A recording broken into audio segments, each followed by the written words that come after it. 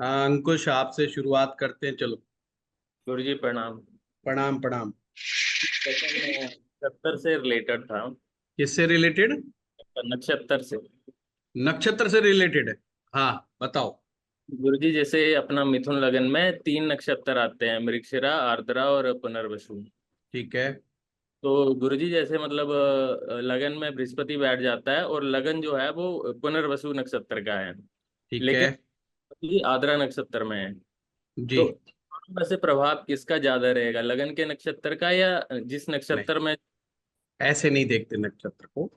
सबसे पहले ये नहीं समझना कि नक्षत्र का प्रभाव कम या ज्यादा। नक्षत्र जब ज्योतिष हम सीखते हैं तो नक्षत्र में ये कंसेप्ट नहीं है कि किसका प्रभाव ज्यादा रहे। हर नक्षत्र अपना गुण प्रोवाइड करवाता ही करवाता है। अब इसको ऐसे समझो, ग्रह जब किसी नक्षत्र में जाएगा, ग्रह जब किसी नक्षत्र में जाएगा तो ग्रह का तो अपना गुण है ही है। तो आपने देखना है कि इस नक्षत्र के अपने गुण क्या हैं। वो अपना गुण उस ग्रह के साथ मिक्स करेगा ही करेगा, वो मानेगा नहीं। फॉर एग्जाम्पल, एक व्यक्ति का चंद्रमा मेष राशि में है, पर वो कौन से नक्षत्र में है? अश्विनी नक्षत्र। अब अश्विनी नक्षत्र के भी चरण है, हम उतना आगे नहीं जाएंगे, मैं एक समझाने के पर्पज से बता रहा हूं। तो चंद्रमा के तो अपने गुण हैं ही हैं, उसकी शीतलता, उसकी शांति, और उसका आनंद, उसकी चंचलता, उसकी कल्पनाशीलता, ये चंद्रमा के गुण हैं। पर जैसे ही वो अश्विनी नक्षत्र में आया तो अश्वनी के हमें देखने पड़ेंगे, याद करने पड़ेंगे कि अश्वनी का क्या गुण है, अश्वनी कौन है। और तो पूरी उसकी एक हिस्ट्री है, हर नक्षत्र की अपनी एक हिस्ट्री है कि अश्वनी का जो मुख है वो घोड़े के समान है, यानी कि वो देखने में घोड़े के समान लगता है। इसका मतलब घोड़े वाले गुण उसके अंदर आ जाएंगे उस व्यक्ति में। वो तो चंद्रमा में अपने घोड़े वाले गुण इंड्यूस कर देगा। पर अगर हम सिंपल भाषा में करें तो भाई, अश्वनी क्या प्रोवाइड करता है एक इंसान? तो आता है कि या तो व्यक्ति को वैद्य बनाता है, या इंजीनियर बना देता है, या हीलर बना देता है। अच्छे मायने में तो वो वैद्य है। अब वैद्य को समझ में नहीं आ रहा तो आप ये कह सकते हो, प्रॉब्लम को डायग्नोज करने वाला। Who is a doctor? जो प्रॉब्लम को डायग्नोज करने में सक्षम हो। तो उस व्यक्ति की मानसिकता क्या होगी? प्रॉब्लम को डायग्नोज करने वाली। अब क्या चंद्रमा का गुण कम हो गया? नहीं, चंद्रमा के सारे गुण वही हैं, बस अश्विनी नक्षत्र के गुण भी मिक्स हो गए। अब उसमें वही चंचलता तो मिलेगी, कल्पनाशीलता मिलेगी, इमोशंस मिलेगा, पर उसमें साइंटिस्ट होने के गुण मिल गए। क्योंकि साइंस से ही पढ़ा जाएगा ना, चाहे वो ज्योतिष बने, चाहे वो जो वैद्य बने, चाहे वो इंजीनियर बने, तीनों में ही साइंस काम करेगी। तो उसकी सोच कैसी है? वो कल्पना प्रिय है, उसको कल्पनाएं करना बहुत अच्छा लगता है। बट जब भी वो प्रैक्टिकली सोचेगा ना, तो हमेशा वो साइंस को आगे रखेगा। तो आपको ये समझना पड़ेगा, ग्रह अपना गुण तो देता ही देता है, नक्षत्र अपना गुण पर जोड़ तरीके से देता है, फुल तरीके से, फुल फ्लैश देता है। इसीलिए तो कई बार जो लोग वैदिक ज्योतिष में नक्षत्र नहीं पढ़ते, समझना, जो लोग वैदिक ज्योतिष के अनुसार चलते हैं पर नक्षत्र नहीं समझते, उनको बड़ी दिक्कत आती है। प्लेनेट को कई बार वो समझ नहीं पाते। जब भी मुझे कोई कहता है कि मुझे वैदिक ज्योतिष से रिजल्ट नहीं मिला या लाल किताब से रिजल्ट नहीं पढ़ मिला, मैं स्टूडेंट की बात कर, मैं उसकी बात नहीं कर रहा, एक क्लाइंट की बात नहीं कर, मैं स्टूडेंट की बात कर, तो मैं तुरंत समझ जाता हूं इसे ना वैदिक ज्योतिष आया है, ना इसे लाल किताब आई है। अभी कुछ दिन पहले मेरे एक वॉल पे जाकर एक ने लिखा कि लाल किताब का कोई बेस नहीं होता। तो बेचारा वो रोज आता था, ये लिख के जाता था कि लाल किताब का कोई बेस नहीं होता। उसने भी पक्का निश्चय बना लिया है, तो क्या जवाब दे? अगर बेस नहीं होता तो तू पूरा वीडियो देखता ही कहीं को है। तेरे को लाल किताब वाले चैनल पे आना ही नहीं चाहिए। अगर मुझे पता है, जैसे टैरेट कार्ड के बारे में मेरी एक अपनी सोच है, और मैं फिर भी रोज टैरेट कार्ड का वो भी देखूं और उसके ऊपर नेगेटिव कमेंट्स भी करूं, तो ये क्या दिखाता है? ये दिखाता है कि उस व्यक्ति की खुद की ही मानसिकता गफलत वाली है। हमारा कोई उसमें प्रॉब्लम नहीं है, प्रॉब्लम उसी के साथ है, मानसिक समस्या का।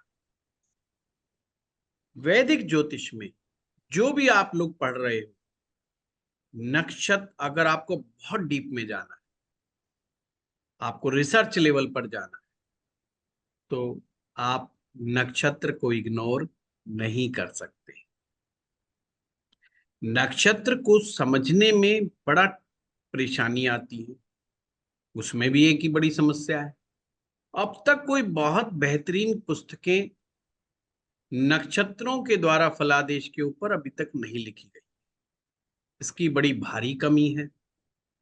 नक्षत्र के गुण सबने लिख दिए, प्रभाव सबने लिख दिए, तत्व लिख दिया, डिटेल में डिस्क्रिप्शंस लिख दिया, बट जब वो किसी ग्रह के साथ मिक्सअप होगा, वो नहीं लिखा। दूसरा तरीका होता है केवल हम नक्षत्र से ही देखें, तो नक्षत्रों से देखने का चक्कर अलग तरीके से आता है कि जैसे कौन से नक्षत्र से कौन सा नक्षत्र किसने नंबर पे आ रहा है। जैसे चंद्रमा से मंगल बैठा है पांचवें भाव में, तो हम कहेंगे कि त्रिकोण में बैठा है भाई चंद्रमा से। अपन वैदिक में यही कहते हैं ना कि त्रिकोण में बैठा, अपने से पांचवा बैठा है। बट जब हम नक्षत्र के द्वारा देखेंगे तो हम ये देखेंगे कि मंगल किस नक्षत्र में बैठा है। अब मान लो मंगल जो बैठा है वो ऐसे नक्षत्र में बैठा है जिसकी गिनती अश्विनी से 11 नंबर पे आती है। अगर अश्विनी से गिनना करेंगे तो 11 नंबर पे आती है। तो नक्षत्र ज्योतिष कहता है वो पंचम के परिणाम नहीं देगा, वो 11वें भाव के परिणाम देगा। वो नक्षत्र 11वें भाव के परिणाम देगा, यानी मंगल से जो रिजल्ट आएंगे वो 11वें भाव के आएंगे, ना कि पंचम के आएंगे। पॉइंट समझे? ये बहुत बड़ा ट्विस्ट है। पहली बात तो नक्षत्र के जानकार ये सीक्रेट फार्मूले को खोलते नहीं है आज तक भी, टिल नाउ। वो आएंगे, नक्षत्रों के गुण बताएंगे और कोई टिपिकल सी बात बता करके निकल जाएंगे, ताकि बंदे को छोड़ दो बस, ताकि बंदा घूमता रहे गोल गोल, है ना, फिर वो हमारे पास आएगा। तो अभी वो हो रहा है, इसके बारे में बहुत ज्यादा वो नहीं है। दूसरा, नक्षत्र को सीखने के लिए आपको फिर मैथोलॉजिकल बुक्स में जाना। हर नक्षत्र की अपनी एक स्टोरी है, मैथोलॉजिकल स्टोरीज है। वो नक्षत्र में गुण आया कैसे? अगर आप मैथोलॉजिकल स्टोरी को नहीं समझते तो आपको याद करना ही महाभारत हो जाएगा। इसमें ट्विस्ट बहुत है नक्षत्र में। जैसे भरणी नक्षत्र, और मैं कहूं भरणी नक्षत्र का जो ग्रह है वो तो शुक्र है। आप एकदम सारे खुश हो जाएंगे, अरे शुक्र है, शुक्र है, बहुत बढ़िया, वेरी गुड, क्योंकि ये तो एंजॉय का प्लेनेट हो गया। बट भाई उसके देवता तो यमराज है। भरणी नक्षत्र कहा देवता यमराज है, वहां पे तो चर्चा ही मृत्यु की हो रही है। हम यमराज से क्या टॉपिक पे बात, कोई बात ही क्यों करना चाहेगा? तो चाहता ही नहीं यमराज आए। समझ रहे बात को? और हम उसको कह रहे हैं अरे यार ये तो शुक्र का नक्षत्र है, क्योंकि बेसिक पढ़ने वाला अक्सर यहां तक सीमित हो जाता। वो अपना उठाएगा, अपनी कुंडली में देखेगा कि अरे ये तो भरणी नक्षत्र का स्वामी तो शुक्र है, तो शुक्र तो बहुत बढ़िया है। और वो उसका मन बना बैठेगा कि यार ये नक्षत्र तो ऐसे नहीं ऐसे काम करेगा। अब किसी का जन्म नक्षत्र भरणी है, सही। अब भरणी में वो बड़ा खुश हो जाएगा। पर उसका देवता कौन है? यमराज। नक्षत्र है। कौन है देवता? तो यमराज है। यानी उसका कंट्रोल किस शक्ति के पास है, उसकी सोच कहां से डेवलप। नक्षत्र ऐसे इंटरनल गुणों को देते हैं जिसको इंसान कभी कभी नहीं समझ पाता। जैसे अब अश्विनी नक्षत्र गुण जो दे रहा है उस व्यक्ति के अंदर, चाहे वो कुछ भी करता हो, उसका रुझान वैद्यगिरी में होगा ही होगा, आयुर्वेद में होगा ही होगा। वो वैद्याचार्यों के बाद चक्कर लगाएगा ही लगाएगा। जब भी बीमारी होगी वो आयुर्वेद को अजमाएगा ही अजमाएगा। वो चाह के कहीं और जा ही नहीं सकता। उसको आप नेचुरोपैथी की बात बताओगे, उसको बड़ा अट्रैक्ट करेगी, चाहे वो हो साइंटिस्ट। उसको आप ज्योतिष की बात करोगे, वो ज्योतिष की तरफ अट्रैक्ट होगा ही होगा।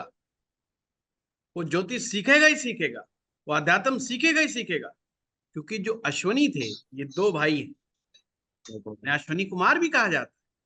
और ये देवताओं के वैद्य थे, ये देवी देवताओं का इलाज करते थे। और जिसको बड़ी भयंकर बीमारियां होती थी उनका इलाज करते थे, और हमेशा भ्रमण करते रहते थे। तो अब उसकी स्टोरी से आपने दिमाग लगाना है कि अश्विनी नक्षत्र में पैदा हुआ व्यक्ति को भ्रमण करना बहुत अच्छा लगेगा। वो जगह जगह जाकर के आज बॉम्बे चला गया, फिर मद्रास चला गया, फिर हरियाणा में पहुंच गया, पंजाब में पहुंच गया। अगर वो नहीं भी जा रहा तो उसको बैठा बैठा वो ज्ञान ग्रहण करेगा, पंजाब में क्या होता है, राजस्थान में क्या होता है, उनकी कल्चर को ही पकड़ के बैठ जाएगा। सीखने की कोशिश करेगा। अश्विनी कुमार की खासियत है ये। अब वो गुण तो देगा ही देगा। अगर वो टीचर है, जब भी, चाहे वो बढ़ई का काम कर रहा है, चाहे वो मोची पने का काम कर रहा है, उसका रुझान तीन जगह जाएगा ही जाएगा, ज्योतिष में, वैद्य में, और इंजीनियरिंग में। ये मशीन कैसे काम कर रही है, क्योंकि नक्षत्र ने अपना गुण दे दिया।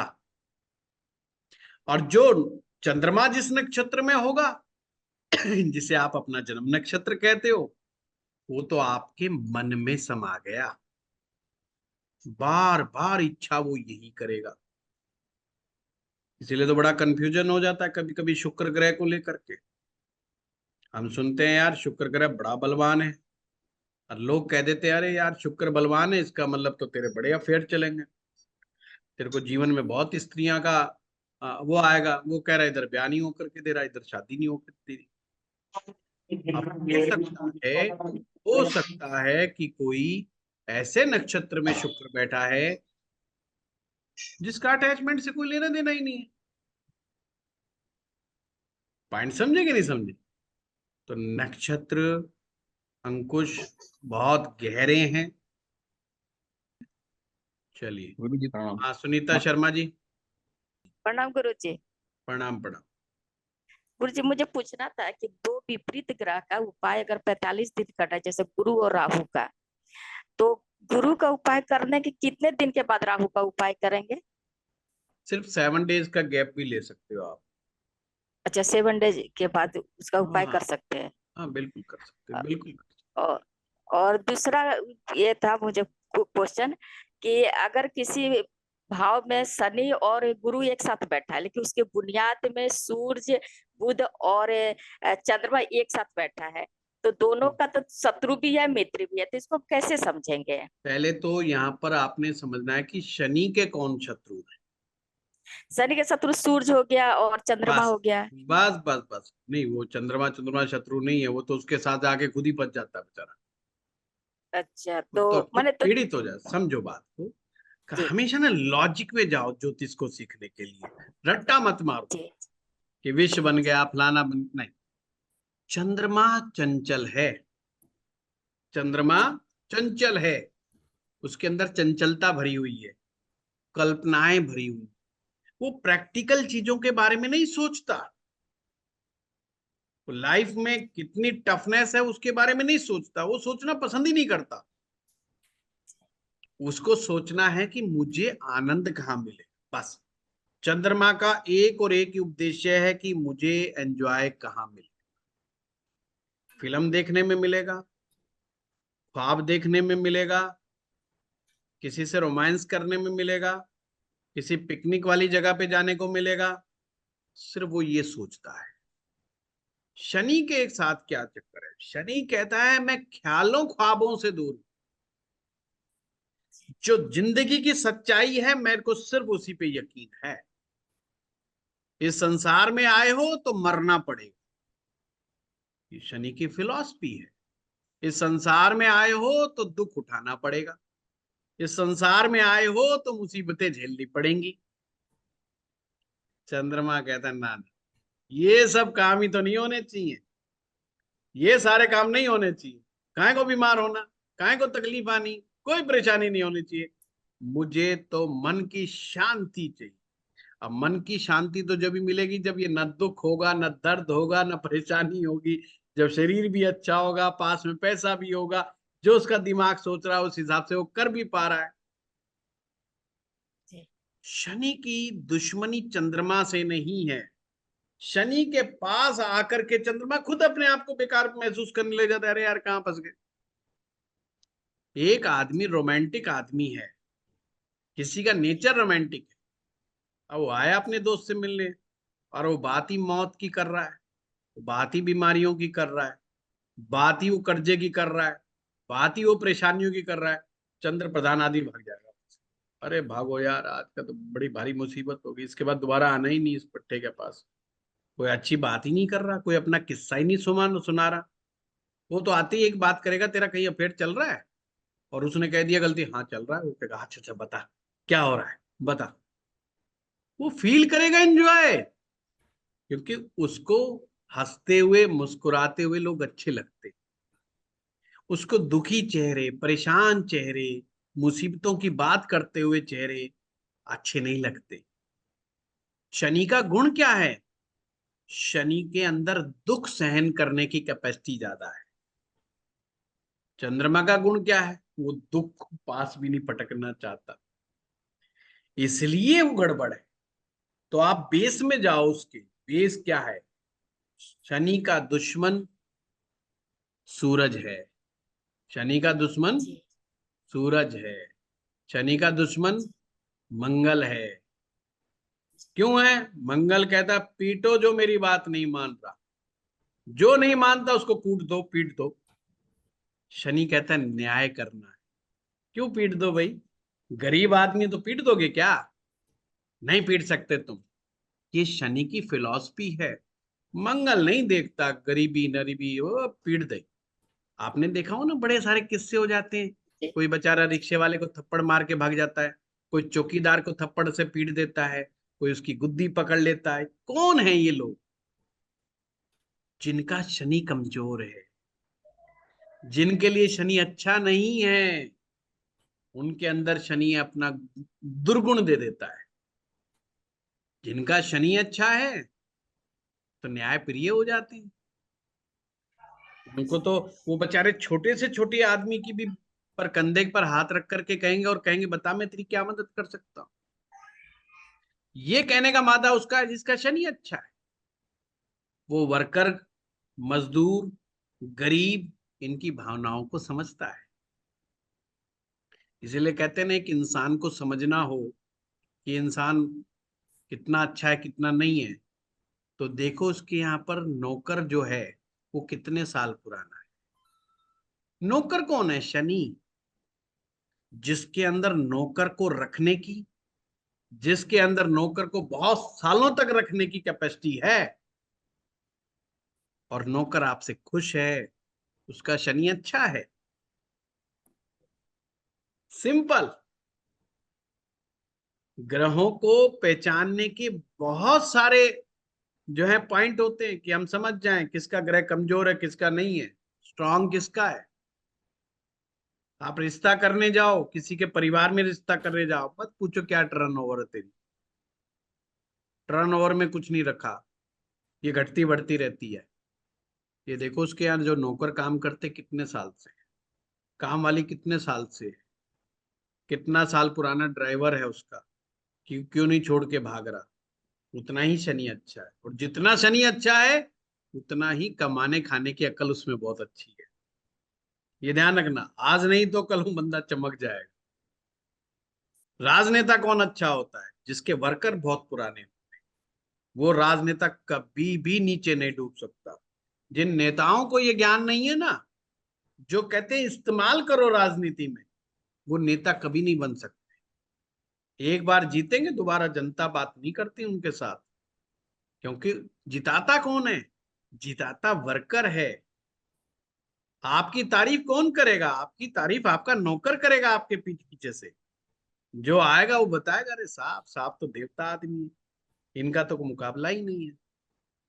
अगर नौकर आपकी तारीफ करता है, नौकर आपसे बहुत खुश है, समझो शनि खुश है। तो आपको ग्रहों से रिलेट करना है व्यक्ति के गुणों को, व्यक्ति की लाइफ को। कल मैंने क्लास में बताया कि भाई तुम लोग है ना, क्रिटिसाइज मोड में मत जाया करो, बहुत जल्दी क्रिटिसाइज मोड में मत जाओ। आलोचना भी करनी है तो फैक्ट्स के आधार पर। तुम्हारे मन को क्या फील हो रहा है उसके चक्कर में मत जाओ। मैं क्यों क्रिटिसाइज करूं? तुम्हारे मन को क्या फील हो? मन को तो पता नहीं क्या क्या फील हो जाता है। Criticism is a different thing. अगर फैक्ट्स के आधार पर आप क्रिटिसिज्म कर रहे हो, दैट्स अ डिफरेंट थिंग। पर आपको कोई चीज अच्छी नहीं लगी और इस बात पे क्रिटिसिज्म कर रहे हो, ये गलत चीज है। आपके पास मुद्दा कुछ नहीं है। अब एक व्यक्ति, एक बार पुरानी बात बताता हूँ, किसी होटल में गए और उन्होंने कहा ये रूम कितने का है? उसने कहा भाई ये रूम तो 6500 रुपए का है 1 नाइट। उसने कहा अच्छा तो कम कर दो इसके रेट। उसने कहा जनाब इतना कम नहीं करूंगा, मैं तो 500 रुपये कम करूंगा, चलो। उन्होंने कहा मैं 6000 रुपये में कर दूं। उन्होंने कहा नहीं 4000 रुपये में दो। अब उसने कहा जी मैं 4000 में नहीं दे सकता, जो भी रिसेप्शनिस्ट था। उसने कहा तेरे होटल में है ही क्या जो जो तू इतना लगा? अरे होटल के अंदर हम गए नहीं, तुमने देखा नहीं, उसकी सर्विस देखी नहीं, रात भर तुम रुके नहीं, और शुरू हो गए ये बोलने के लिए कि होटल ही खराब है। अरे अभी तो तुम तैयार हो रहे थे। अगर वो 4000 रुपये बोल देता तो तुम खुशी खुशी रह लेते। इसे कहते हैं फैक्ट बेस। ये क्रिटिसिज्म नहीं है। और धमकी दे दी मैं गूगल पे लिख दूंगा, आप डरा रहे हो उसको, गूगल पे लिख दोगे किस बात की? वो कहता है जी नहीं करूंगा, जहां मन करे वहां लिख दो। अब ऐसी मानसिकता के साथ आप कैसे डील करोगे? इन लोगों के शनि ग्रह कमजोर है। बड़ा सिंपल है चीजों को समझना। एक व्यक्ति प्रैक्टिकल फैक्ट्स को नहीं समझना चाहता, ख्वाबों की दुनिया में रहना चाहता है, उसका चंद्रमा है, वो चंद्र के अधीन होकर के चल रहा। आप उसे कहे जाओ कॉफी पीने से एसिडिटी हो जाएगी, उसका मन कर रहा है कॉफी पीने को, पिएगा, चाहे डॉक्टर ने मना कर दी हो। यह चंद्रमा का अधीन व्यक्ति। शनि के अधीन कौन है? डॉक्टर ने मना किया ये काम नहीं करना हो, बिल्कुल वेल डिसिप्लिन हो गया, अच्छा जनाब आज से बंद। क्योंकि उसने लॉजिक में गया, प्रैक्टिकलिटी में गया। इसलिए विज्ञान के पीछे शनि का बहुत बड़ा हाथ है। कभी आपने सोचा कि ये सारी मशीनरी शनि के अंडर में क्यों कर दी? मशीन में विज्ञान लगा है ना। मशीन कोई हवाई तो नहीं बन गई ना। उसका एक मैकेनिज्म है। हर चीज का एक मैकेनिज्म है, हर मशीन का एक मैकेनिज्म है। जिसका मैकेनिज्म है, जो प्रैक्टिकल आधार के ऊपर हो रहा है, उसमें शनि का रोल है ना। आप चंद्रमा का क्या भरोसा भाई? है वो कहे भगवान मेरे को घोड़ा भेज दे, पर घोड़ा ऐसा भेज जिसके पंख लगे हों, और मुझे जहाज की जरूरत नहीं है। मैं घोड़े पे बैठूं और पंख वाला घोड़ा मुझे सारी जगह घुमा करके लेकर के आए। और उससे पूछें, अगर आप उससे पूछें क्या पॉसिबल है, कहेगा बिल्कुल पॉसिबल है, मैंने फलानी कहानी में पढ़ा है। जब फलानी कहानी में पढ़ा है तो मेरे साथ भी तो हो सकता है कि उड़ने वाला घोड़ा मैंने सुना है। और उसको लगता है वास्तव में कि हाँ ये आ जाएगा एक ना एक दिन तेरे पास। शनि इस फिलॉसफी में बिलीव नहीं करता। शनि कहता है नॉट पॉसिबल, नॉट पॉसिबल। जब भी, इसीलिए साइंस को हम क्या कहते हैं? साइंस एक सिस्टम है। वो रिजल्ट बेस है। साइंस एक सिस्टम है, वो रिजल्ट बेस है, इसलिए वो शनि के अधीन है। हम क्यों कहते हैं कि शनि जिनका अच्छा होता है वो करोड़ों में खेलते हैं?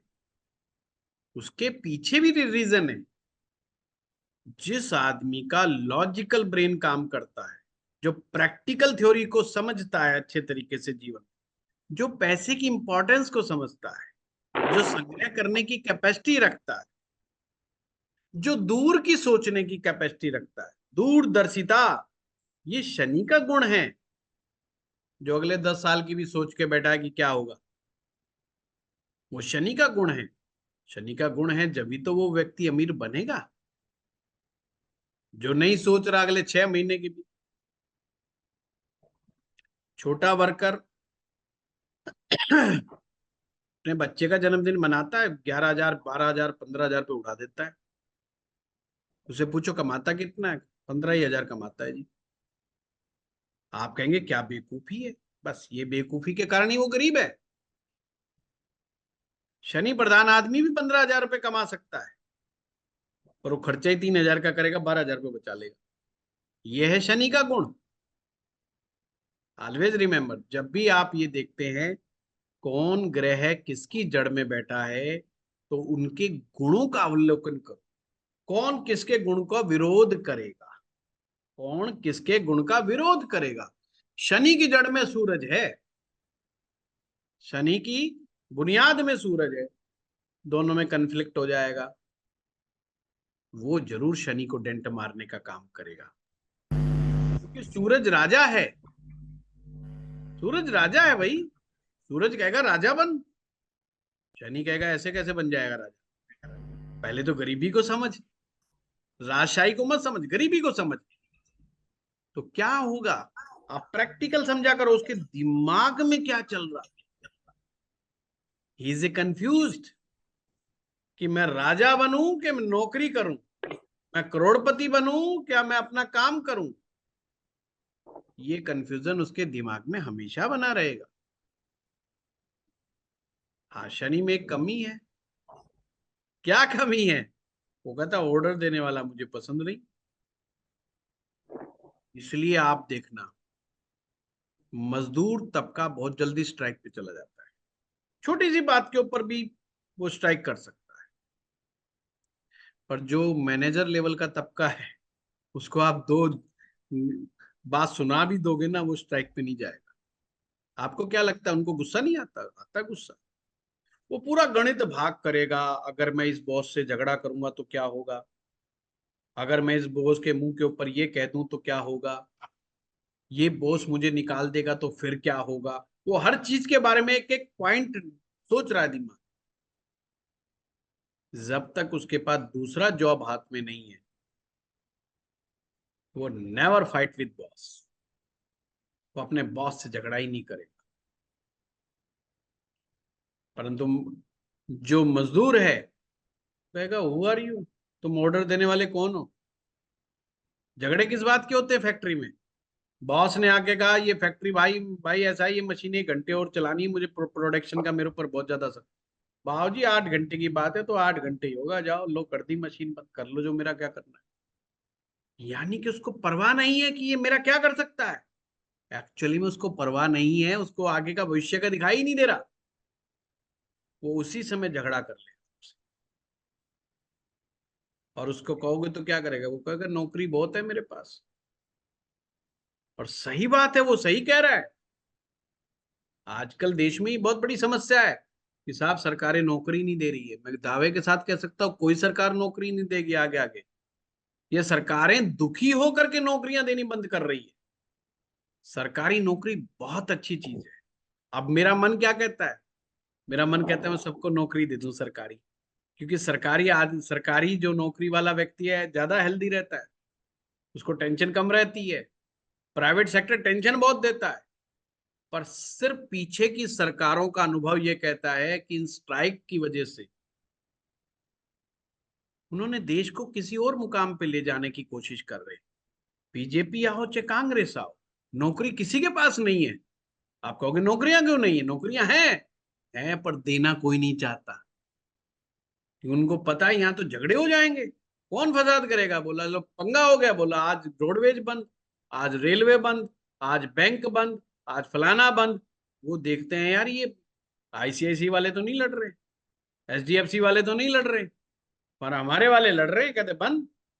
अब उनके चक्कर में कहते तुम भी बंद करो, खबरदार जो तुमने नहीं करा तुम भी बंद करो, तुम भी शटर डाउन करो। ये शटर डाउन करने की जो क्रिया है ये गड़बड़ है। जिनका मंगल पावरफुल हो जाएगा, शनि कमजोर हो जाएगा, वो हमेशा रिबेल करेंगे।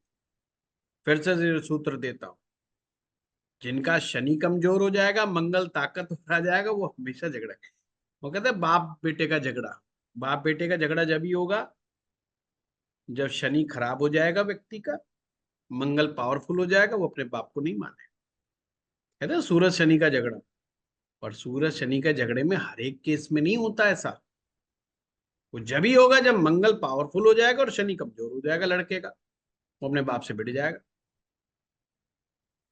और बाप क्या करेगा, बाप तो फिर राजा ही है, वो तो सूरज है, वो उठा के बाहर फेंक देगा, जा मैं तुझे कुछ नहीं देता।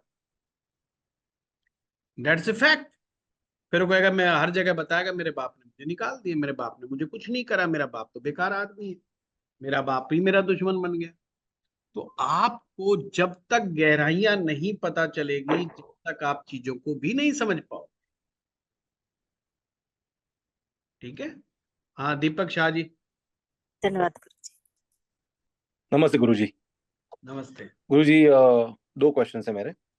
गुरुजी, सबसे पहला क्वेश्चन ये है कि हम अगर वैदिक के हिसाब से देखें और समझो कोई ग्रह अगर बुरी अवस्था में आ गया है, पिट गया है, लेकिन नीच का नहीं है, अगर लाल किताब से टर्मिनोलॉजी में कहूँ तो मंदा हो गया है, बद हो गया है, और उसके विपरीत दूसरे सिचुएशन में वही ग्रह अगर नीच का हो गया है, तो ये दोनों में उसके इफेक्ट्स में क्या मेन फर्क आता है, उनके रेमेडीज में क्या फर्क होते हैं?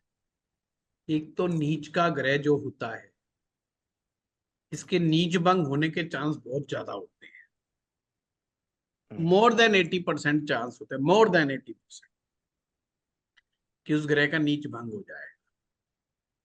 नीच ग्रह क्या है पहले ये समझो। नीच ग्रह आपको बुरे एक्सपीरियंस करवाता है, बुरे एक्सपीरियंस करवाता है और बार बार करवाता है। अब मनुष्य का मनोविज्ञान को समझो। मनुष्य की खासियत होती है, हर मनुष्य की, वो हमेशा इंप्रूवमेंट की तरफ चलता है। मैं एक एग्जांपल देता हूं कि एक व्यक्ति का मंगल नीच राशि का है। नीच राशि का मंगल क्या करता है, उसको डरपोक बनाता है, उसको झगड़े को अवॉइड करवाता रहता है। फिर उसको एक एक्सपीरियंस आता है, यार कुछ लोग तेरे को झूठ मूठी डरा करके तो अपना फायदा निकाल के ले जाते हैं, तो छोटी सी बात में डर जाता है। अगर तू ना डरे तो बहुत सारा इंप्रूवमेंट हो सकता है। तुझे हर बात पे डरने की जरूरत नहीं है, वो 2-4 साल के एक्सपीरियंस के बाद फील करेगा। अब वो क्या करेगा, उसके बाद क्या है ऑप्शन, उसके बाद एक ही ऑप्शन है कि स्थिति से निजात पाई जाए, छुटकारा पाया जाए।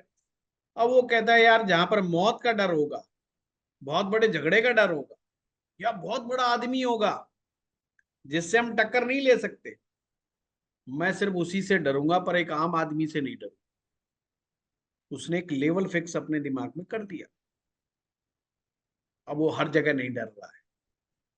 यही नीच भंग हो गया। जीवन में कोई भी ग्रह नीच का होगा, एक ना एक दिन उसका नीच भंग हो ही जाए। आप कब तक पिटोगे उस ग्रह से। एक बच्चे को कहा जाए तू भाग और हम तेरे पीछे डंडा लेके दौड़ेंगे, जैसे ही तू पकड़ा जाएगा हम डंडा मारेंगे, वो बच्चा एक ना एक दिन ऐसी कला सीख लेगा कि तुम्हारी पकड़ में ही नहीं आए। होता है कि नहीं होता, ये मनुष्य की खासियत है। आप कहो जाओ छुप जाओ, जैसे ही मैं मिलोगे मैं डंडा मारूंगा, वो ऐसी जगह छुपेगा तुम्हें उस टाइम पीरियड में नहीं मिलेगा, क्योंकि उसका दिमाग काम कर रहा है उसी तरीके से कि मैं ऐसा कैसे इस आदमी को चकमा दूं कि मुझे पकड़ ही ना पाए। जिसे आप कह सकते हो डिफेंस सिस्टम। मंगल नीच का मतलब उसका डिफेंस सिस्टम मजबूत हो गया, अपने आप को बचाना कैसे उस कला में महारत हासिल करके बैठा है। वो ऐसी झगड़ों में, ऐसी प्रॉब्लम में फंसने को ही अवॉइड करे। आप उसे कहो यार ये तू अफीम का काम कर ले, इलीगल ड्रग्स का काम कर ले, वो कहेगा बाबूजी चाहे तू दे 1 करोड़ रुपए महीना, मैंने जाना ही नहीं इसका। ये है नीच का मामला।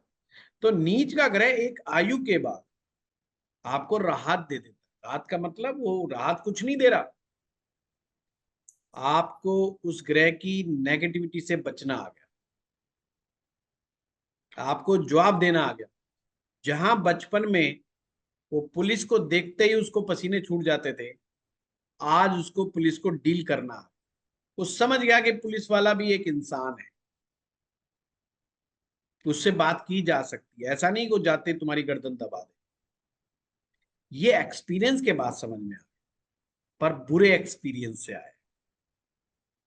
तो हर नीच का ग्रह बुरे एक्सपीरियंस करवाने के बाद आपको डिफेंस कैसे करना है उसकी विद्या सिखा देता है। पर मंद ग्रह के साथ ऐसा नहीं, पिटे हुए ग्रह के साथ ऐसा नहीं है। जैसे किसी व्यक्ति का शुक्र पिट गया, किसी पाप ग्रह के कारण पिट गया, कैसे भी पिट गया, अब उसमें इंप्रूवमेंट का चांसेस कम है। वो बार बार पत्नी से झगड़ा करेगा, परंतु बार बार फंसा रहेगा, बुढ़ापे तक फंसा रहेगा। पर पत्नी को डील कैसे करना उसको, मतलब 40 साल की उम्र में, 50 साल की उम्र में भी समझ में नहीं आया। ये फर्क है मंदे का। पर नीच का शुक्र हो जाएगा, एक 50 साल के आदमी से बात करके देखो जिसका नीच का शुक्र हो, उसके पत्नी से झगड़े नहीं हो रहे होंगे, जवान आदमी के हो रहे होंगे, क्योंकि वो सीख गया कि मुझे मेरी पत्नी से डील कैसे करना। वो सीख गया कि मुझे मेरी पत्नी के परिवार वालों की बुराई नहीं करनी है, तो सीख गया कला को। तो अब झगड़े नहीं हो रहे हैं, तो पत्नी भी कह रही है हाँ आप बुढ़ापे में आके सुधर रहे हैं, थोड़ा आप नहीं बोलते उल्टा सीधा पहले की तरह, अब थोड़ा बच्चे बड़े हो गए ना, इसलिए बच्चों के डर से फालतू नहीं बोल रहे, अब थोड़ी समझ आ गई इनके अंदर। नहीं तो अपने परिवार वालों के चक्कर में मुझसे ही लड़ते थे। परिवार वालों का चक्कर नहीं था उसका, ऐसा था, वो एक्सपीरियंस कर करके सीख जाता। हर नीच राशि का ग्रह आपको बार बार नेगेटिव एक्सपीरियंस करवा करके कुछ सिखा जाता। मंदे ग्रह में ये वाली बात सेंस नहीं होती। मंदा है सो है, चाहे वो मंगल मद्दा है। अब मंगल मद्दा हो गया तो क्या करेगा, गुस्सा दिलाएगा। आपने बहुत बुजुर्ग लोग देखे होंगे जो बुढ़ापे में भी इतने गुस्से में होते हैं कि पूछो मत, घर छोड़ के निकल जाते हैं छोटी सी बात पे। मेरे पास बड़े केस आते, जरा सा झगड़ा हो गया, अब मैं जा रहा हूँ, भाग जा।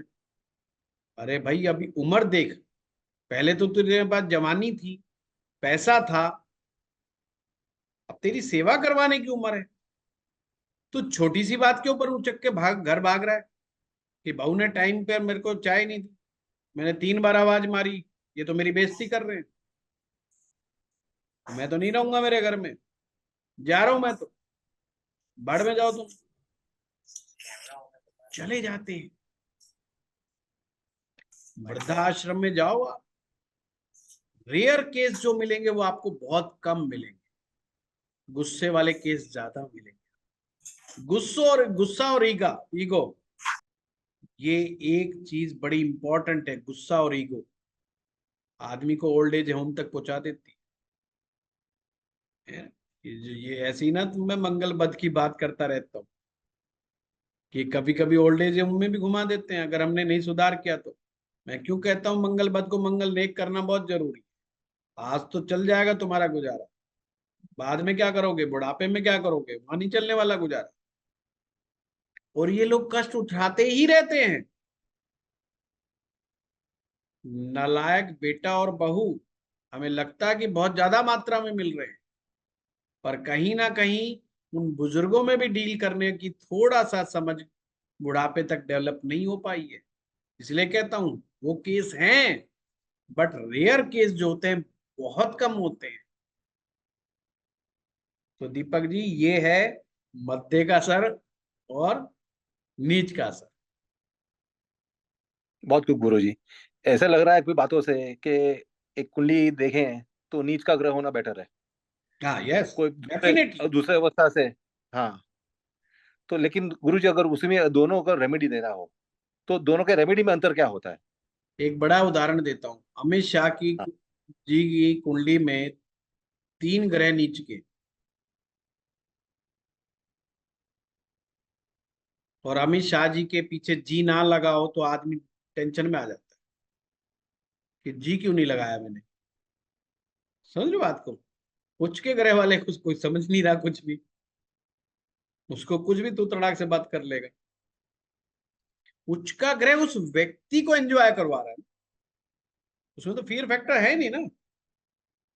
पर नीच के ग्रह वाला व्यक्ति जानता है डरा खुद कैसे डरा जाता है और डराया कैसे जाता है, नॉट वेरी वेल।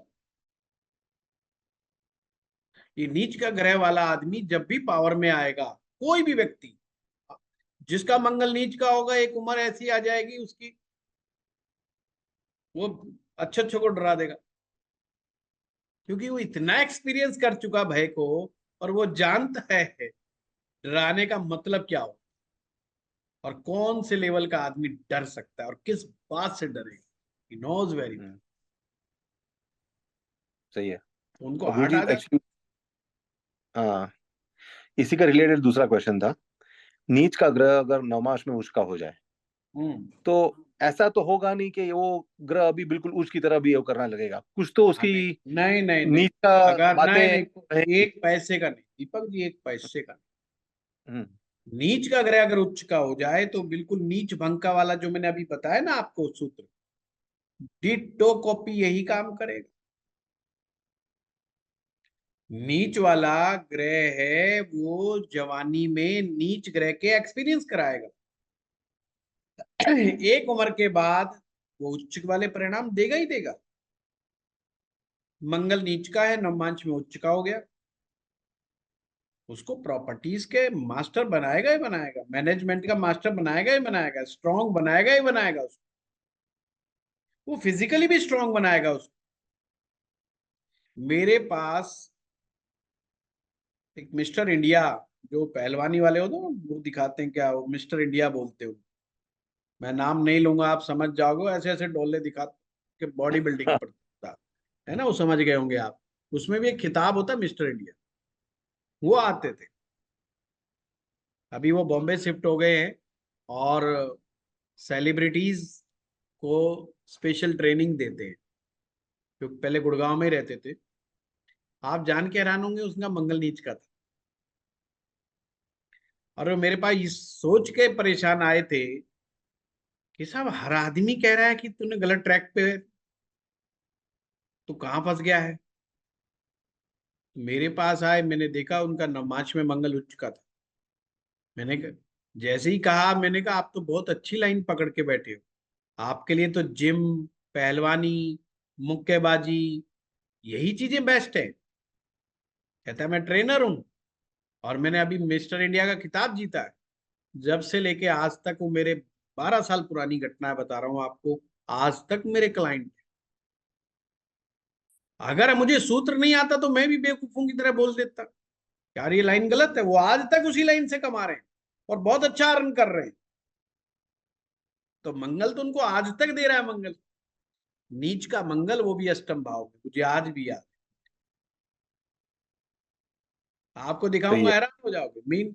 हाँ, तो ये आपको खुद को समझना पड़ेगा कि भाई चक्कर क्या है। धनु लगन के अंदर जो है अष्टम भाव में मंगल नीच का है। सही है। शुक्रिया गुरुजी। तो ये समझो उच्च के समान ही फल देंगे।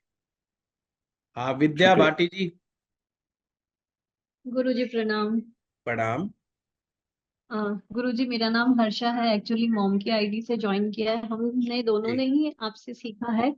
मैंने पामिस्ट्री सीखी है ओ और मुझे पामिस्ट्री से रिगार्डिंग ही क्वेश्चन था, तो मैं पूछ सकती हूँ? हाँ बताइए हर्षा। गुरुजी है ना, मुझे जो अपनी फिंगर्स होती है, आपने बताया था कि वहां पर अपनी राशियां स्थित है, जी जी। तो उस पे आपने बताया था कि अपन इस पे चर्चा करते हैं बाद में, बट वो आई थिंक वो कहीं मिस हो गया था। उस पे वापस कोई आपसे मुझे कोई सूत्र नहीं मिला था, तो मैं वो जानना चाहती थी कि यहाँ जो राशियां स्थित होती है वो कैसे फल दे रही है, अच्छा बुरा। वो आधार था जो हमारे ये फ्लैंजेस होते हैं, एक उंगली में 3 फ्लैंज होते हैं, हम्म। इन पर आड़ी हम्म। तिरछी रेखाएं होती, आड़ी हम्म। रेखाएं, तिरछी रेखाएं। हाँ। जिस हाँ। राशि के ऊपर जो हम ऐसे खड़ी वर्टिकल रेखाएं होती हैं वो बहुत अच्छी होती। जी vertical lines is very good, they shows the friend circle and the support system.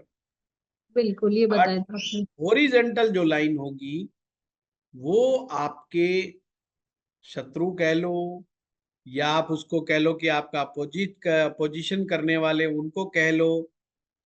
तो ये जो राशियां हैं ये हमें इंडिकेट करती हैं कि कौन सी राशि अपने गुण ज्यादा मात्रा में दे रही है और कौन सी नहीं दे रही, या किसी पर हॉरिजेंटल भी नहीं है, वर्टिकल भी नहीं है, वो बिल्कुल प्लेन है। इट्स मीन ये अपना गुण नहीं प्रोवाइड कर रही। जी। ओके गुरुजी। वर्टिकल्स लाइन ज्यादा गुण, हॉरिजेंटल लाइंस कम गुण, प्लेन न्यूट्रल, बस ऐसे याद रख। वो अपर फ्लेंज में लूप बनते हैं, अलग अलग प्रकार जी। के लूप्स होते हैं, वर्टेक्स होते हैं उसके अंदर। वो आपके दिखाते हैं बहुत डीप में, ब्रेन के बहुत डीप में जाकर के बताते हैं आपके इमोशंस को, आपकी सेंसिटिविटी को, आपकी ऑब्जर्वेशंस को, आपकी एनालिसिस प्रोसेस को। ये सब उसमें जाकर के आपको दिखाते हैं। ठीक है।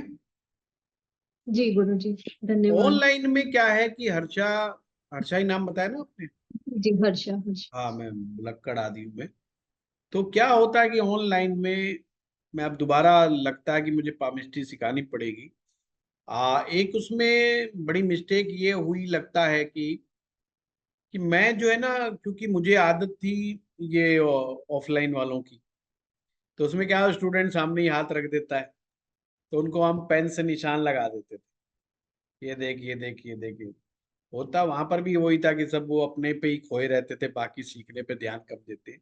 फिर भी हाँ मेरे रिजल्ट्स बड़े अच्छे आए, क्योंकि पामिस्ट्री का कुछ लोग अपना काम कर रहे हैं बहुत अच्छा, गुड़गांव में नाम कर रहे हैं जो मेरे सिखाए हुए हैं, और वो बड़ा प्राउड होकर के बोलते हैं हमने गुरुजी से सीखा है बस हिसाब से, और ऐसा सिखाया है कि वो कहीं मात नहीं खाते हैं। तो पामिस्ट्री तो बड़ा मेरा पैशनेट सब्जेक्ट रहा है अपनी लाइफ के अंदर। बट उसमें भी थोड़ा सा ऑनलाइन में मुझे लगता है कि चीजें थोड़ा मिस हुई हैं। अब जैसे चर्चा हुई, अब होता क्या है कि मुझे नहीं ध्यान में रहता कि पिछली क्लास में क्या पढ़ाया था। अब किसी स्टूडेंट ने नहीं छेड़ा वो टॉपिक, तो नहीं छेड़ा तो नहीं छेड़ा, चल दिया आगे।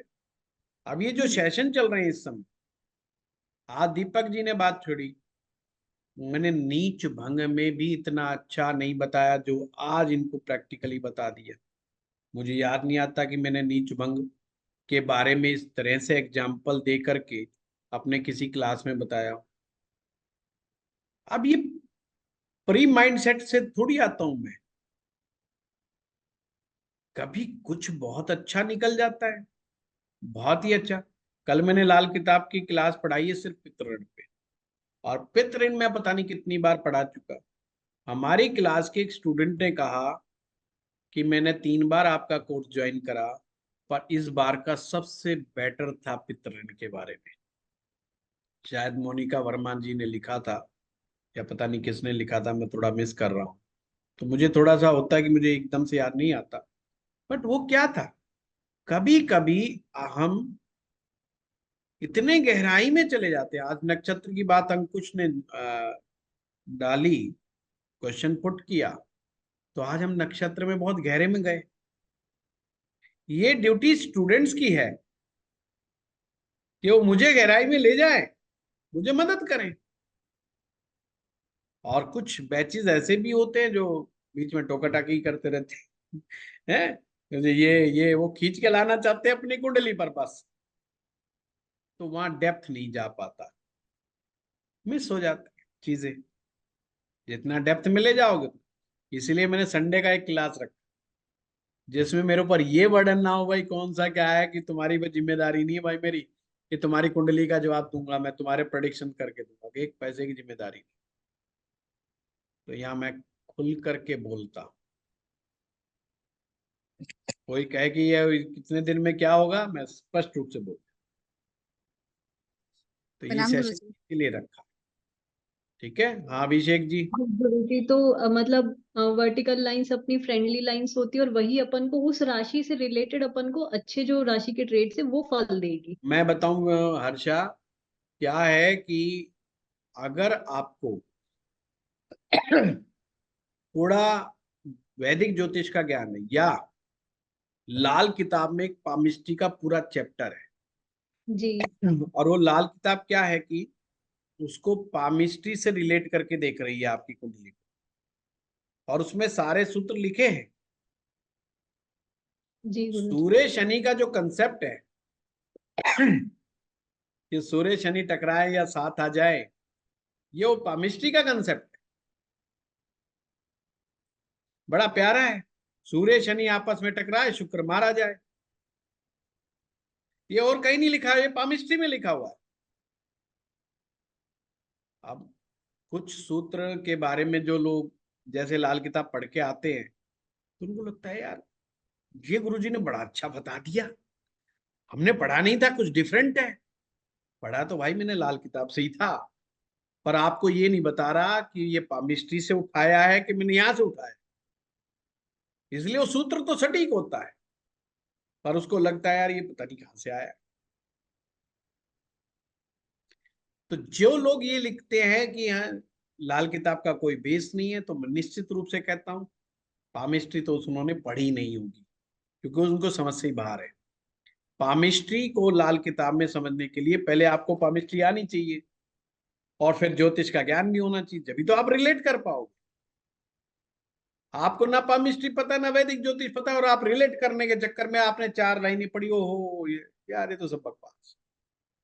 उस पे आ गया कि शुक्र के बुर्ज पर जाली बनी हो। कई बार तो उनको लैंग्वेज नहीं समझ में आती, बुर्ज क्या है? बुर्ज आपका पर्वत है। अभी उर्दू का शब्द है बुर्ज, उठा हुआ स्थान शुक्र का, उस पर जाली बनी हुई है।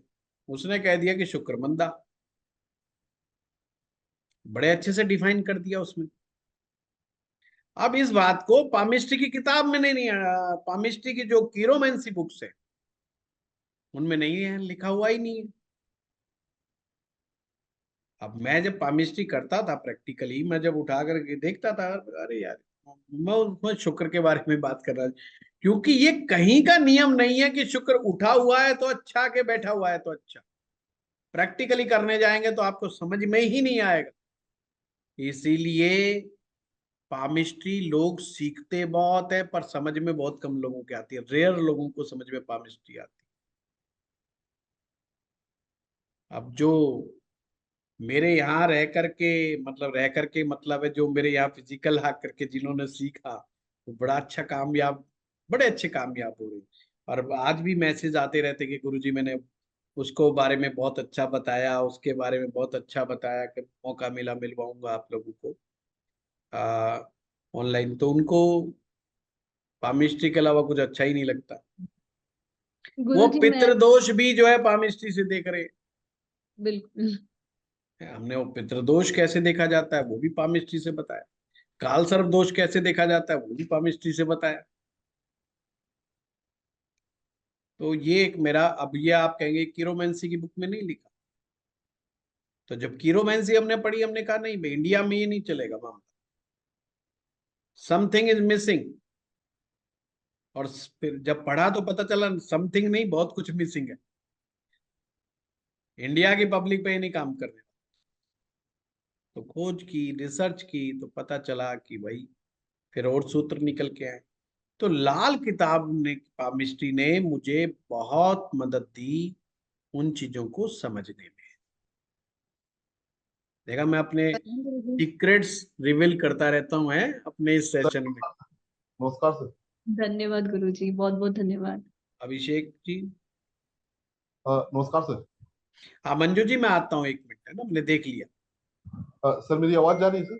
हाँ हाँ। सर मेरा क्वेश्चन गोचर के बारे में था सर, कि अगर सपोज की लग्न कुंडली में, अगर सपोज की अगर हम गुरु को लेते हैं, अगर गुरु अगर सपोज सपोज की 7वें घर में हो, और अभी जैसे मतलब 7 नंबर की राशि में, और अभी गुरु जैसे 2 नंबर की राशि में गया, तो सर इसको एग्जैक्ट देखने का तरीका क्या होता है?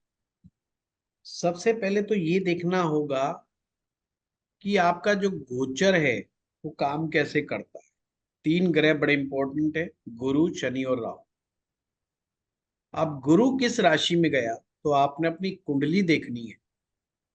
जैसे अगर मान लो आप कर्क लगन के व्यक्ति हैं, जबकि है नहीं, मैं बता दूं अभिषेक जी कर्क लगन के नहीं है, पर मैं मान रहा हूं कि समझाने के लिए कि मान लो कर्क लगन के व्यक्ति हैं, तो 11वें भाव में वृष राशि, तो हम क्या कहेंगे कि गुरु इस समय 11वें भाव में गोचर कर रहे हैं। तो उनमें गुरु हैं किस भाव के स्वामी, तो आप कहेंगे जी ये तो 9वें भाव के स्वामी है, 6ठे भाव के स्वामी। तो आप इमेजिन कीजिए 9वें भाव का स्वामी अगर 11वें में जाएगा तो क्या होगा, 6ठे में जाएगा तो क्या होगा।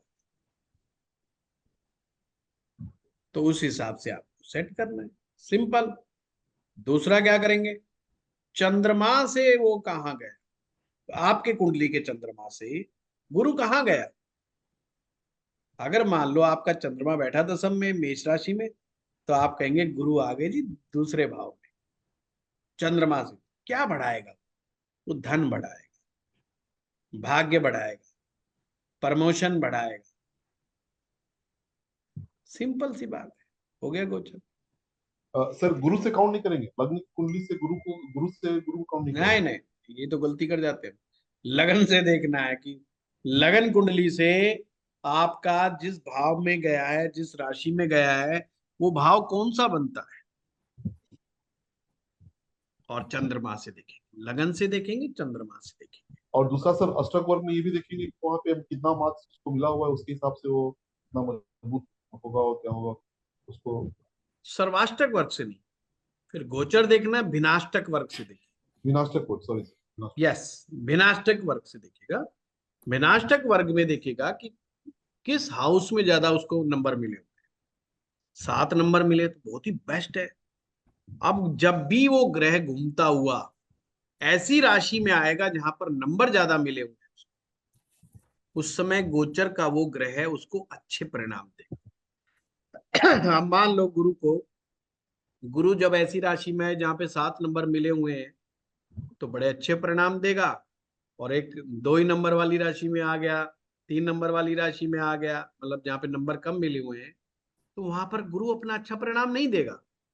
उल्टा कम में आने से उल्टा साइड इफेक्ट भी दे सकता है। तो ये रिसर्च का विषय है। अगर आपको गोचर को बहुत गहराई से सीखना है तो भिनाष्टक जरूर सीखें। राइट। भिनाष्टक आपके गोचर को बहुत आसान, बहुत क्रिस्टल क्लियर बना देता है, भिनाष्टक का ज्ञान होना। Thank you sir. हाँ देखो, अब ये भिनाष्टक कई लोगों के लिए नया शब्द होगा, है ना, और लोग करते हैं कि, और ये वैदिक का बहुत मजबूत कंसेप्ट है, ये भी मैं बता दूं। बट वो कहेंगे आयुर्वेद हमने सब पढ़ लिया जी, वैदिक तो हमें आता है। हमारे पास अक्सर फोन आते हैं, तो मेरा जो लड़का, हमारा ये जो आर्य है, ये मेरे को आकर के कहेगा कि गुरुजी एक व्यक्ति है ना कोर्स सीखना चाहता है। मैं, बहुत अच्छी बात, पर उसको ज्योतिष बहुत अच्छे से आता है। मैंने कहा कि कौन सा ज्योतिष आता है, कहते वैदिक आता है। मैंने कहा आने दो क्लास में, उसको वैदिक ज्योतिष आता है तो और भी अच्छे तरीके से लाल किताब सीखेगा वो तो। नहीं जी, वो वैदिक भी सीखना चाहता है आपसे, वैदिक में आना चाहता है। अभी कुछ लोग नए इंडिविजुअल चार्ट्स में आए हैं हमारे पास, आने दो। जो क्लास में होते हैं तो प्रश्न पूछते ही मुझे, मैं समझ जाता हूँ कि वैदिक कितना अच्छा आया है। प्रश्न पूछने से ही हम एनालिसिस कर लेते हैं। और हमारे पास कोई जादू की छड़ी नहीं है कि मैं कह देता हूँ, मैं स्टूडेंट्स को मैं समझ जाता हूँ कि कौन व्यक्ति कितना सीखा हुआ है, कितना समझा हुआ है। मैं बोलता नहीं हूँ पर मैं समझ जाता हूँ कि बंदा कहाँ तक सीखा। और हमारी इस बात से लड़ाई नहीं, हम बैठे ही सिखाने के लिए। वही हम है किस लिए? हम तो सिखाने के लिए बैठे हैं। नहीं आता कोई बात, आप सीखो, नया सीखो, हम बैठे ही इस वास्ते। हमारा ये काम थोड़ी केवल आपको एग्जाम में नंबर देना कि 10 में से 9 आए कि 0 आए कि 1 आए। चाहे आप 0 पे आए हैं तो भी हम सिखाएंगे, आप 10 में से 9 मार्क्स लेके आए तो भी हम सिखाएंगे। It's our duty. जो आ गया तो ठीक है? हाँ बताइए। Thank you sir, thank you. हाँ जैन साहब बताओ, देव कुमार। जय गुरुदेव गुरु जी। गुरु जी, मेरा प्रश्न था कि हर ग्रह की अपनी एक दृष्टि होती है, सातवीं दृष्टि, पर उसमें गुरु, मंगल और शनि की अपनी अपनी उनके पास 3 दृष्टि होती है। तो 3 दृष्टि अलग अलग क्या बताती है? इसके पीछे में मेरा जो है ना क्लास में का वीडियो है एक, उसमें देखना, क्योंकि अभी टाइम बहुत हो गया और ये बड़ा प्रश्न है। चौथी दृष्टि अगर मंगल की देखनी है तो क्या दिखाती है, 8वीं दृष्टि क्या दिखाती है, सबके अलग अलग मायने और बहुत गहरे मायने। जब मैंने ये वीडियो डाला था यूट्यूब पर तो बहुत सारे लोगों ने लिखा, ये गजब का कंसेप्ट आपने दिया है क्या? अब गुरु की 9वीं जो दृष्टि होती है, मैं शॉर्टकट में बता दूं, गुरु की जो 9वीं दृष्टि है, आप म्यूट कर लो। हाँ, गुरु की 9वीं दृष्टि जो होती है भाग्यवर्धक होती है। 5वीं दृष्टि प्रेम वर्धक होती है, संतान वर्धक होती है। 7वीं दृष्टि सलाह है, सिर्फ अपनी गाइडेंस के लिए होती है। 7th दृष्टि जो गाइडेंस के लिए होती है, पर कुछ ग्रह के नेचर पर डिपेंड करता है। गुरु का नेचर है कि कोई स्टूडेंट माने ना माने, तुम अपना लेक्चर पूरा दो, अपना ज्ञान पूरा दो, वो कैसे लेता है वो जाने, उसका कान पकड़ के 2 थप्पड़ मारता नहीं। अब शनि की सोच बिल्कुल अलग है। शनि कहता मैंने सप्तम भाव देख दिया कि भाई या तो मेरी मान ले, नहीं मैं कान पे मारूंगा। हाँ फिर देख लेते हैं ना, गड़बड़ करी और मैं पकड़, वो सप्तम भाव में शनि की दृष्टि है। राहु कहता है मैं दृष्टि देता ही इसी चक्कर में हूं कि हाँ फंसाऊं, ढंग से फंसा के रखूंगा, मैं उलझा के रखूंगा तुम्हें। तो हर ग्रह का नेचर अलग है, दृष्टि के मायने अलग होते हैं, ये चीज को समझ। हाँ मंजू जी। गुरु जी, आपने ये किस वीडियो में बताया एकदम डिटेल से? अब वो ढूंढना पड़ेगा यार, वो 500 से वीडियो है। मेरे तो वैसे ही याददाश्त का मामला ऐसा ही रहता है कि इतने दिमाग में कंसल्टेशन होती है और होती है, तो भाई मैं तो बिल्कुल याद नहीं है, पर मैंने डाला हुआ इतना याद। यूट्यूब पे है? यूट्यूब पर, ओके, यूट्यूब पे है, ठीक है। नहीं तो धन्यवाद हमारी गुरु ऐप जी। में आर्ट ऑफ प्रेडिक्शंस वाले कोर्स में तो है ही है वो। अब मुझे ये याद नहीं है कि वो आर्ट ऑफ प्रेडिक्शन वाला कौन सा था। 3-4 हैं ऐप पर मेरे पढ़ाए हुए, तो मैं बिल्कुल रिमेम्बर नहीं। हाँ मंजू जी, म्यूट पर हैं आप। हाँ जी, नमस्ते गुरुजी। नमस्ते। मैं ये पूछ रही हूँ, जैसे D1 में चार्ट अलग तरह का है, आप कह रहे हैं नवमास में जाके सुधार ले लेता है जी, तो वो चेंज हो जाएगा, तो D9 का ही माना जाएगा? लास्ट चीज मानी ही जाती है D9 की। जैसे हाँ, कोई पेड़ D9 की मानी कितना जाती भी पेड़ देखने में कितना भी सुंदर हो, पर उसकी तारीफ उसके फल के मिठास से होती है। एक आम का पेड़ बहुत अच्छा लग रहा है देखने में, और आम भी बड़े अच्छे लग रहे हैं, पर जैसे ही आप आम खाओगे, अगर आम बड़े मीठे हैं, बड़े रसीले हैं, तो आप कहोगे पेड़ बहुत अच्छा है। अगर आम नहीं बढ़िया है तो वे ऐसे ही नौमांच है।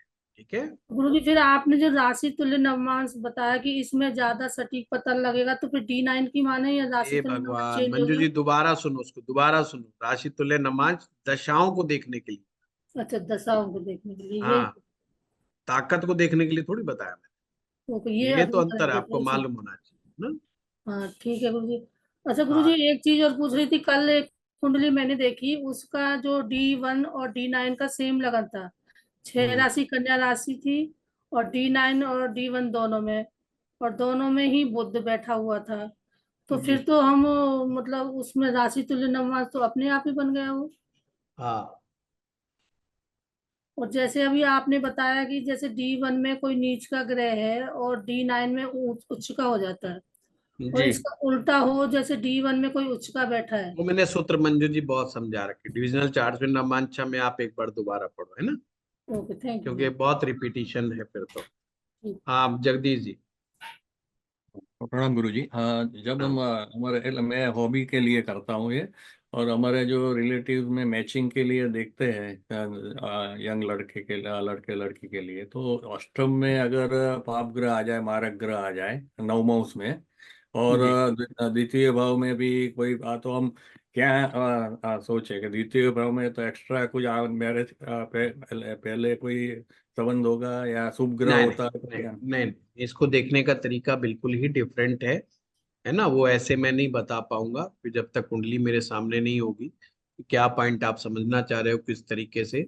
मारक ग्रह अगर अष्टम में गया नवमांश के अंदर तो वो क्या चीज है क्या नहीं है वो अलग चीज है ना। मारक डेफिनेट कोई भी ब्रेक हो नहीं सकता होगा। है, मारक कोई भी हो सकता है, सप्तम भाव का लोड भी हो सकता है, सेकंड हाउस का लोड भी हो सकता है। तो आप किसको कह रहे हो मुझे थोड़ी पता है। और नहीं, इसके लिए आपको मैं एक पता है। बता दूं, हमारी ऐप के ऊपर मैच मेकिंग के ऊपर मेरा एक स्पेशल कोर्स है। आप उसको देखेंगे तो वो मैंने बहुत डिटेल में बोला है उसमें। मतलब मैंने उसमें परचेस किया हुआ है, हाँ देखूंगा। बस उसमें देखिए, उसमें आंसर जरूर मिलेगा। क्योंकि जब एक छोटा टॉपिक लेके आप उसको डेडिकेटेडली 15-20 क्लासों में पूरा करते हो ना, तो फिर ईच एंड एवरीथिंग आ जाता है अगर आप ध्यान से समझो। अच्छा, हाँ थैंक यू। सुदीप मंडल जी। जी। हाँ सर, मेरे ना कुछ क्वेश्चन से मैं बता रहा हूँ। पहली बात कि अगर भाई टाइम आ, बहुत हो चुका है सुदीप, बहुत सारे क्वेश्चन मत बताओ, एक पॉइंट अच्छा बताओ बस, है ना। हाँ अच्छा, आपने बोला था कि शनि 3 में बैठता है तो मंगल को जहर देता है। अभी अच्छा अभी मंगल के रिजल्ट्स खराब होंगे, लेकिन मंगल अगर 12 में बैठे 12th हाउस में, तो मंगल तो वैसे ही खराब घर में बैठ गया, लॉस के भाव में, तो मंगल के रिजल्ट क्या और भी खराब होंगे? नहीं, कौन से मेरे वीडियो में देखा पहले तो ये बताओ, क्योंकि ये मेरी थ्योरी होती नहीं, मैं अपने बात से ही पकड़ लेता हूँ, ये मेरा थ्योरी नहीं है। नहीं सर, आपने एक वीडियो में बोला था कि मंगल कौन अगर से? ये शनि अगर हाँ तीसरा हाँ, तो वो आप मेरे को शनि भेजना। थर्ड हाउस में है। कोई बात नहीं सुदीप, मुझे भेजो एक बार, है ना, मैं समझू क्या चीज मैं कहने का, मेरा किस कॉन्टेस्ट में क्या कह रहा हूँ। कभी कभी विद्यार्थी मिस कर जाते हैं कि जैसे अभी प्रश्न आया था तो मैंने कहा भाई वो राशि तुल्य नवमांश तो दशा देखने के लिए, वो स्ट्रेंथ देख रहे थे, तो मुझे समझ में आ जाएगा कि किस कॉन्टेस्ट में मैं क्या बात कह रहा हूँ। हाँ संध्या जी। प्रणाम गुरु जी। प्रणाम। मैंने एक ही क्वेश्चन किया था, विपरीत राजयोग 6, 8, 12 में सौम्य ग्रहों से बने तो क्या प्रभाव देता है? जैसे विपरीत चंद्रमा राजयोग, 8वें का विपरीत स्थान में होके राजयोग, 6ठे में बैठा है। विपरीत राजयोग में जब तक पाप असर नहीं होगा वो बनता ही नहीं। अच्छा, पाप ग्रहों का ही होता है। पाप अ- ग्रहों अ- से नहीं, पाप असर बताया है संध्या जी। पाप असर का मतलब कोई पाप ग्रह देखे। अच्छा, ठीक। हाँ ठीक ठीक है। है, प्रणाम। चलिए धन्यवाद आप सब लोग।